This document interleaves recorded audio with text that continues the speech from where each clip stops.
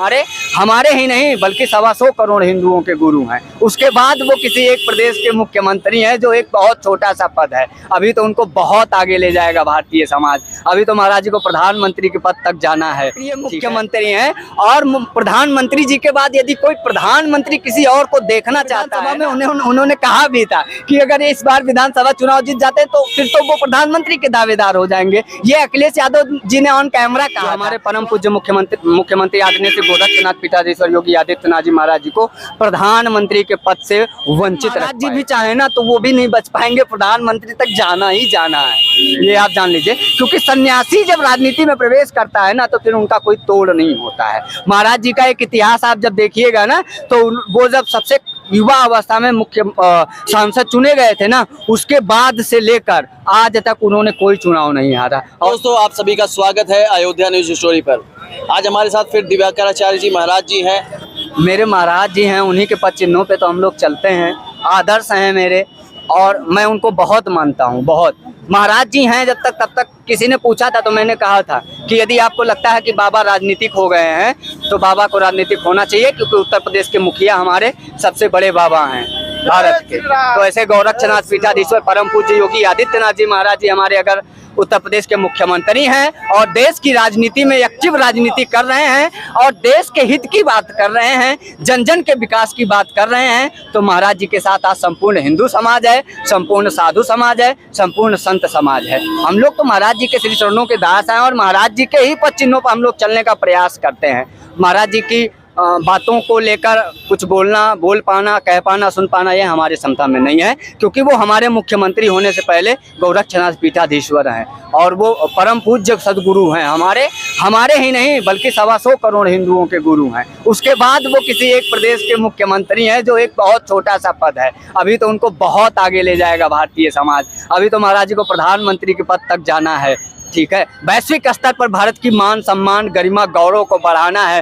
भारतीय परंपरा, भारतीय संस्कृति, भारतीय शिक्षा, बहुत बड़ी भविष्यवाणी कर रहे हैं आप प्रधानमंत्री के पद पर। नहीं, ये मेरी भविष्यवाणी नहीं है, ये हमारे महाराज जी की ही कार्यशैली है। ये महाराज जी की कार्य पद्धति दर्शा रही है।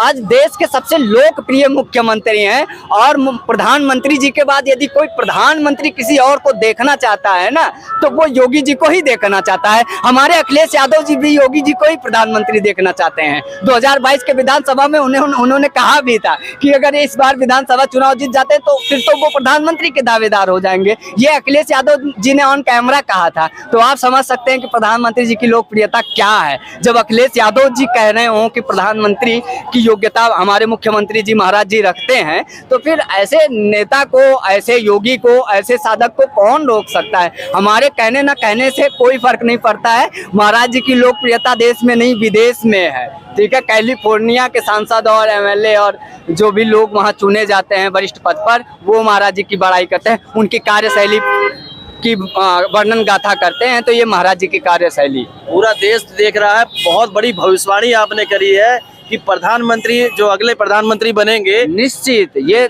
दुनिया में धरती पे किसी की ताकत नहीं है जो हमारे परम पूज्य मुख्यमंत्री आदरणीय गोरक्षनाथ पीठाधीश्वर योगी आदित्यनाथ जी महाराज जी को प्रधानमंत्री के पद से वंचित रख पाए।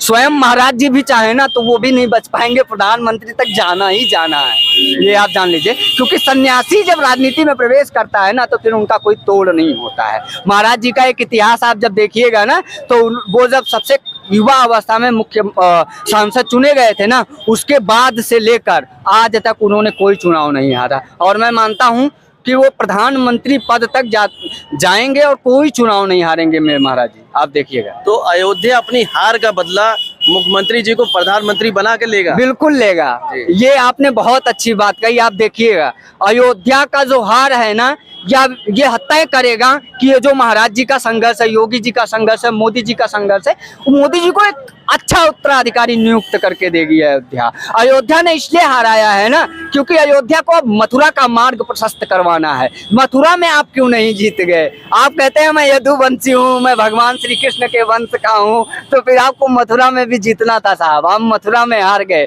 कन्हैया जी ने भारतीय जनता पार्टी के लोगों को जो हिंदू संगठनें हैं उनको, जो संत महात्मा हिंदू सनातनी साथी हैं उनको, जो अपने राष्ट्र के प्रति प्रेम रखते हैं, अपने राम के प्रति प्रेम रखते हैं, अपने भगवान श्री कृष्ण के प्रति, ये सिर्फ ना कहने के लिए नहीं बल्कि जो समर्पण भावना से प्रेम रखते हैं, उनको भगवान कन्हैया जी बुला रहे हैं। और मैं तो लगातार इस बात को बोल रहा हूं कि श्री कृष्ण लला हम आएंगे, माखन मिश्री खिलाएंगे। यह नारा भी अब अयोध्या से जाना चाहिए और अयोध्या का मथुरा का मार्ग भी अब प्रशस्त होना चाहिए। ये मैं 1 साल पहले भी बोल रहा था। तो भगवान जो भी करते हैं ना वो अच्छे के लिए ही करते हैं। और राम जी, मैं बार बार बोलता हूँ, ये सोई जो राम रचिरा का को कहीं तर्क बढ़ा बैसा का। अब ये तर्क कुतर्क करने का समय नहीं है। लोकतंत्र की ये सुंदरता है और लोकतंत्र पर जिस प्रकार से प्रश्न चिन्ह खड़े हो रहे थे ना, अब आज कहीं कोई लेस मात्र का भी प्रश्न नहीं है।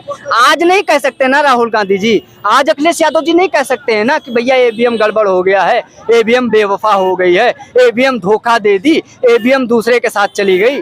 अब ये नहीं हो पाएगा। अब ईवीएम की कोई गद्दारी नहीं रह गई है ना। अब अगली बार 400 पार होगा। क्या दिक्कत है? लोकतंत्र विजय श्री का हार पहना हुआ है। आप कैसे जुमला फैलाते हैं, भगवान श्री राम ने प्रकट करके दिखा दिया। आज मोदी की लोकप्रियता क्या है साहब, यहाँ खड़े हुए हर एक व्यक्ति से पूछ लीजिए जी। इतना जुमलेबाजी इन्होंने जनता के बीच में फैलाया था ना कि हमारे अपने ही नेता, जो देश के विश्व के सर्वाधिक लोकप्रिय नेता प्रधानमंत्री श्री नरेंद्र मोदी जी है ना, हमें उन्हीं के प्रति संदेह हो जाता था बार बार कि भैया ऐसे लोकप्रिय नेता तो कभी धरती पर हुए ही नहीं। लगता है सही में कुछ ईवीएम में गड़बड़ी है, क्योंकि भाई कांग्रेस जो इतनी पुरानी पार्टी है, जो अंग्रेजों के द्वारा स्थापित की हुई पार्टी है, वो उसके नेता कह रहे हैं कि ईवीएम गड़बड़ है। समाजवादी पार्टी के नेता कह रहे हैं ईवीएम गड़बड़ है। अन्य तमाम दलें संगठनें कह रही हैं, पूरा इंडिया गठबंधन कह रहा है ईवीएम गड़बड़ है। तो कहीं ना कहीं कुछ तो गड़बड़ी है। लेकिन जब इस बार चुनाव का निर्णय आया ना, तो स्पष्ट हो गया कि कुछ भी गड़बड़ नहीं है। और ये जो अभी तक आप देख रहे थे ना, पूरे विश्व में भारत माता के जय जयकारे, ये जो मोदी मोदी के सुन रहे थे आप नारे, ये सिर्फ और सिर्फ नरेंद्र मोदी जी की लोकप्रियता है। लल्लू सिंह हो, चाहे आज जितने भी सांसद जीते हो ना, 70% से ज्यादा सांसद सिर्फ प्रधानमंत्री नरेंद्र मोदी जी और हमारे उत्तर प्रदेश के माननीय मुख्यमंत्री श्री योगी आदित्यनाथ जी महाराज जी के फेस वैल्यू की वजह से जीत जाते हैं। नहीं तो जितनी गंदी कार्यशैली है इनकी ना, ये 10,000 वोट ना पाए। आपको बता रहा हूँ, पीठ पीछे ये जैसा व्यवहार करते हैं जनता के साथ ना, अगर इतने एक्टिव होके मुख्यमंत्री जी और प्रधानमंत्री जी कार्य ना कर रहे होते ना, तो लल्लू सिंह 4 लाख वोट भी नहीं पाते। हम कैसे अवधेश पासी साहब की अकेले बुराई करते हैं बताइए? हम किसी पार्टी स्तर से काम करते हैं क्या? उन्होंने संघर्ष किया, अवधेश पासी साहब जीत के आए, हमारे माननीय सांसद हैं। पर अतिशयोक्ति में मत जाइएगा साहब। जब भी आपको अहंकार आएगा तो आप एक नाम याद करिएगा, मेरा नाम दिवाकराचार्य महाराज है और मैं अपने घर से इसीलिए आया हूँ, आप जैसे अहंकारियों का अहंकार तोड़ने के लिए। जब आप अति अहंकार में आइए, अति घमंड आपको सवार हो, और जब आपको प्रभु श्री राम की अनंत और अपार शक्ति पर जरा भी संदेह हो ना, तो मेरे जैसे दासानुदास अनुचर को एक बार आजमा लीजिएगा। आपको बता रहा हूँ, एक एक वोट के लिए मोहताज कर दूंगा। और जो रेवड़ी भगवान राम के प्रसाद के रूप में मिलती है ना, वही रेवड़ी जो जमानत में आपके 25,000 की जब्त करवाऊंगा मैं जमानत ना, उसी 25,000 की रेवड़ी बतवाऊंगा फैजाबाद के लोकसभा में। अयोध्या के आप हराओगे, 5,000 वोट से अयोध्या जीती हुई है। और एक बात, जो षड्यंत्र किया जा रहा है कि अयोध्या के व्यापारी नाराज हैं, अयोध्या के जो उद्योग करने वाले बंधु हैं नाराज हैं, ये पूरी तरीके से साजिश और षड्यंत्र है। कोई एक भी व्यक्ति नाराज नहीं है। और ये इस षड्यंत्र की वजह से जरूर थोड़ा बहुत प्रभाव पड़ा है, जरूर 5-10 का फर्क पड़ा है। लेकिन ठीक है, वह धीरे धीरे लोग समझ रहे हैं। मैं बार बार उस पर अपील भी कर रहा हूँ कि भैया अयोध्या वालों को गाली देने वालों, जरा ध्यान से सुनो। ये जो है, हम आप मरने के बाद स्वर्गवासी होंगे, ये जीते जी स्वर्गवासी हैं। इनको साकेतवासी कहा जाता है। और ये धरती के मात्र एक ऐसे प्राणी हैं अवधवासी, जिनको जीवित साकेतवासी कहा जाता है। इनको गाली देके आप कहाँ जाओगे?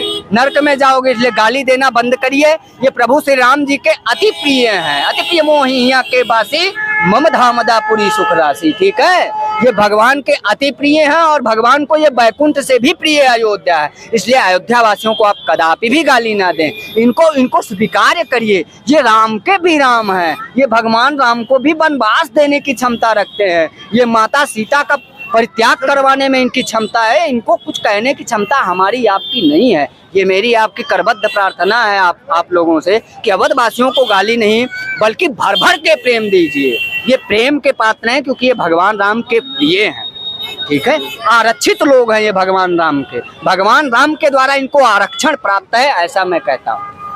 दोस्तों आप देख रहे थे आपकी अयोध्या का चैनल अयोध्या न्यूज स्टोरी। हमारे साथ में थे दिवाकर आचार्य जी महाराज, जो कई भविष्यवाणी आज उन्होंने की है। आप लोगों की क्या राय है, कमेंट बॉक्स में अपनी राय जरूर दीजिएगा।